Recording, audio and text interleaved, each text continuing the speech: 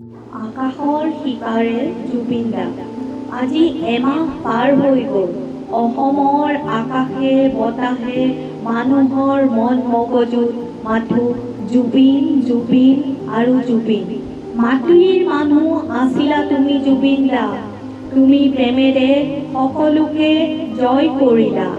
অসমীয়া জাতিক তুমি স্বাভিমানী হ'বলৈ শিকালা।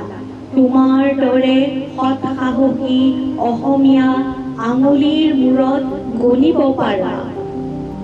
তোমাৰ কথন শৈলী, তোমাৰ শব্দৰ বান, তোমাৰ ব্যক্তিত্ব, সুন্দৰ চেহেৰা, সুন্দৰ মন, সুন্দৰ সাজ পোছাক, তোমাৰ সুৰে গীতে চলচ্চিত্ৰই যুগে যুগে অসমীয়া নৱপ্ৰজন্মক প্ৰেৰণা যোগাব।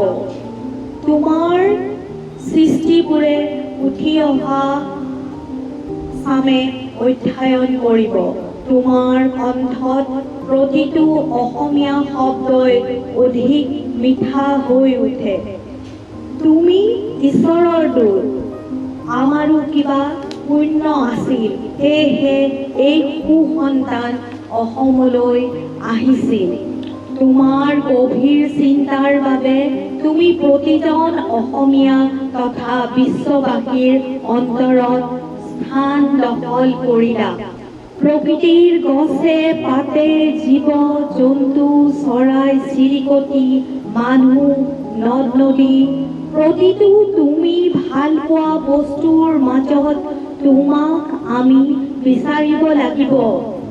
তুমি অসমৰ প্ৰতিবাদী কণ্ঠ আছিলা।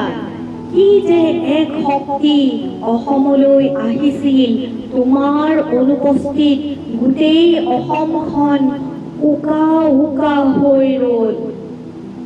কোনে ক'ব এই সুন্দৰ ধেমেলীয়া কথাবোৰ?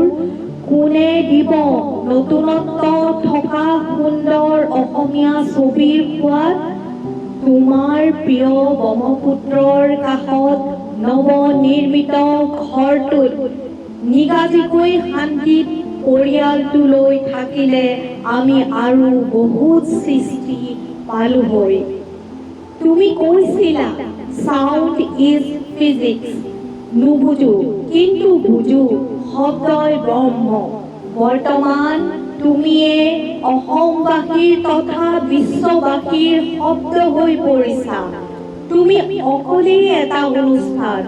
তোমাৰ সৰলতা আৰু উদাসীনতাৰ বাবে তুমি ইমান সোনকালে আমাৰ পৰা আঁতৰি গ'লা। তোমাৰ আদৰ্শত চলিবলৈ আৰু প্ৰকৃত সত্য জানিবলৈ আমি অপেক্ষা কৰিব লাগিব, ধৈৰ্য ধৰিব লাগিব, কিন্তু লাগি থাকিব লাগিব।